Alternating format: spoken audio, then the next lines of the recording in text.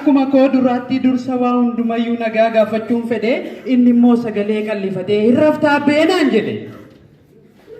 Achumaan xiqqoo yaadeen aarii mataa na lidee callisee dhaggeeffadhee ergan obsa koo fixee deebii armaan gadii kanan gaafii isaatiif qiite. Ahaa! Otuu dagaleen ijaarinii hin ijaarraaree hiiroo naaf hin galle dubbiin kee maal jechuu feete dhiiroo.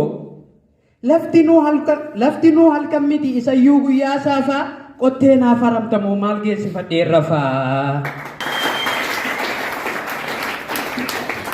Dhiiga qalamaa cobsee gaachana qubeen duulee dhugaa Oromoon qabu yooman barreessee tuulee yooman dhaloota boriitiif dhangaa seenaa bilcheesse yooman walaloo kootiin gaara dirreen qixxeesse.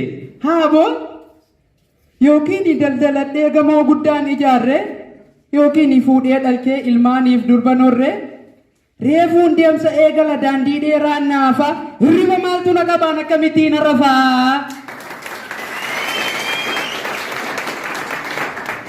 Guyyaa qaamaan fiigeen gammoojjiif baddaa labaa halkan yaadaan fiigeen duumessaaf samii qabaa. Waadaa sabaa baatanii cinaachaan rafuun fafaa hin raftaanaan jettaayaan akkamittiin rafaa. Haa rafuu abbaan barbaade inni cinaachi fayyaa anoorrii badhabee seenaa hojjechuu naa wayyaa.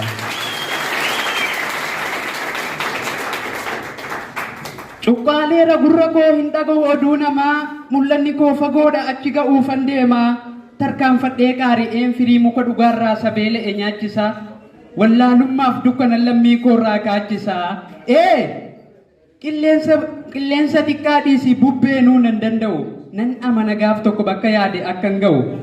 Yaalee dadhabus abdiin kutu jiruurraa bulchanii bubbulchanii lafee uumutiruurraa.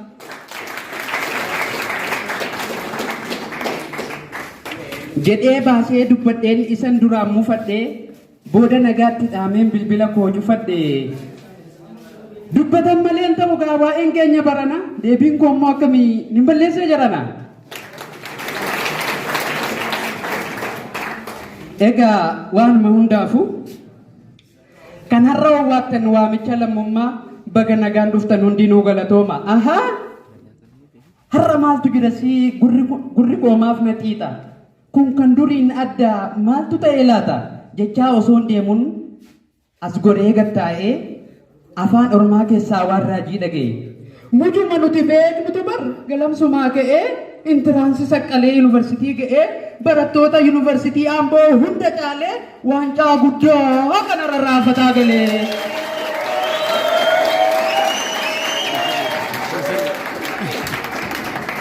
Jechuu yoon dhaga'u anumtuu rifadheen raajii natti ta'ee jechuu yoon dhaga'u anumtuu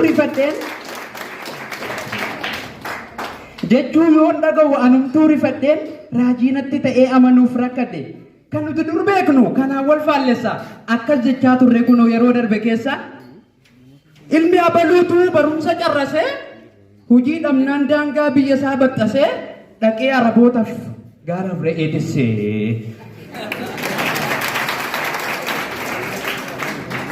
Gurbaa tolaan beektu kan qabeenya maatii isaa hundumaa duguugee intiraansi kumnaan kan maraatii fiigee. Maarree ani osoon arguu dhala koon fannisu natti haafuu dhiisi mucaa koon barsiisu. Akkas jechaa turre gaa kunoo garuu akkas miti rakkoon kalee ture kan dhalootaa miti. Ahaa! Edaa dhaloonni kun abbaa fedha caala hin sobda yoo jettan mi'aawu shaalaalaa. Harri kalee miti jijjiiramne qaata. Har'a namni xaare akkuma abushaa kana danfasaan argata.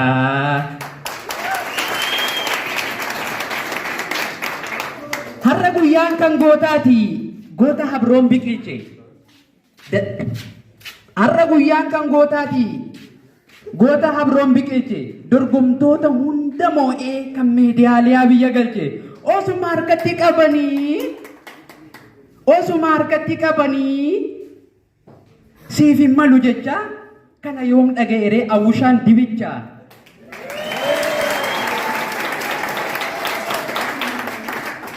Daandiin koo yoo qabaates qoraatii fi gufuu abadan rakkoo sodaadhee anuu golee rafuu.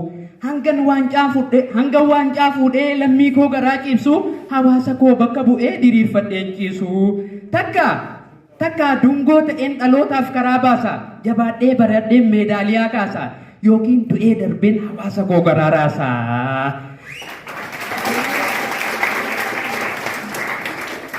Jedhee kutannoodhaan akkuma dhaaddate dorgomtoota isaa hunda injifatee kunoo dhufee as jira gaa waancaa isaa fudhate.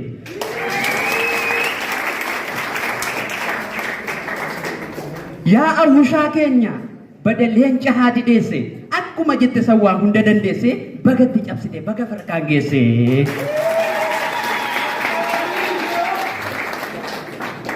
Waa'ee kee dubbachuuf yaadan gabaabbadha. Kunoo waan jedhu wallaaleen dubbii alanfadha. Mee takkaa awwushaadhaaf amilee naa laadha.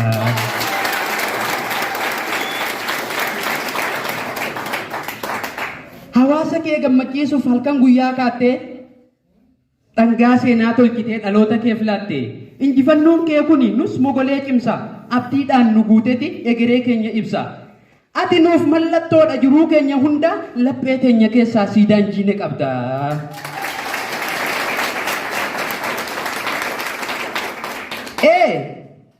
Ati nuuf ija keenya bar fakkeenya nuuf taate yaa awwushaa keenya baga nuuf. Abdii biyyaa sin jedhee mee takkaa si faarsu nuuf jiraadhu sin jedhee lammii kee garaa cibsu.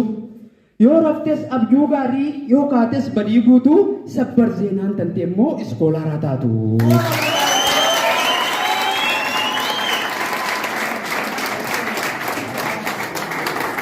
Immoo firii gaarii argi.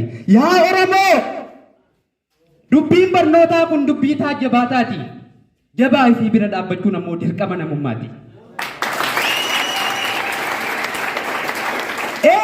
Dubbiin barnootaa kun booddee dubbii taajjabaataati. Jabaa ofii jabeessuun ammoo dirqama nama hundumaati. Jabaa ofii jabeessuun ammoo mataansaa jabeenya.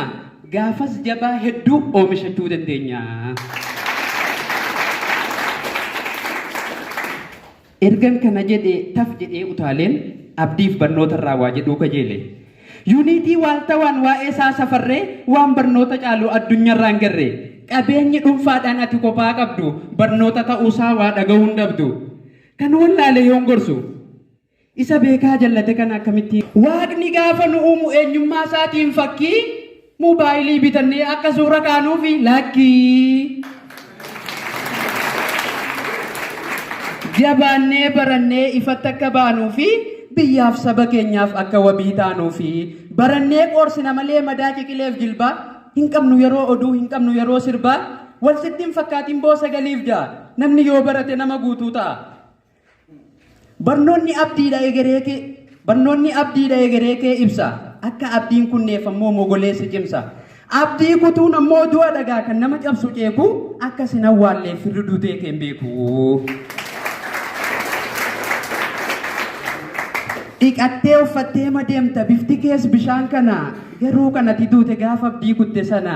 Abdii kutuun du'adha abdiin kutin namana isa keetiin beeku waan akkasittan amana. Qophii halkan tokkooti waan ta'eef dogoggora nuuf kolchaa galatooma.